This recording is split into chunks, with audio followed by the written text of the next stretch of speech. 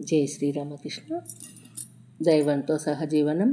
స్వామి బ్రహ్మానంద మహారాజ్ శ్రీరామకృష్ణ మఠ సర్వాధ్యక్షులుగా. వివేకానంద స్వామి మరణం తక్కిన స్వాములందరికీ గొప్ప గుడ్డలి పెట్టు వలె తగిలిందనటం నిస్సందేహం.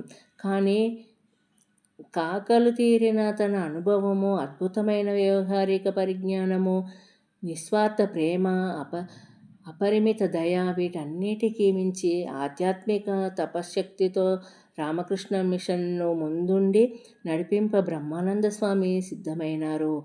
ఎదుటి వ్యక్తి గుణగణాలను ఒక్క చూపుతోనే అంచనా వేయగలిగిన బ్రహ్మానంద స్వామి ఆ విధంగానే స్వాములకు మార్గదర్శకత్వం వహించారు. వారితో ఈ విధంగా అనేవారు: మీ మనసంతా భగవంతునికి సమర్పించండి.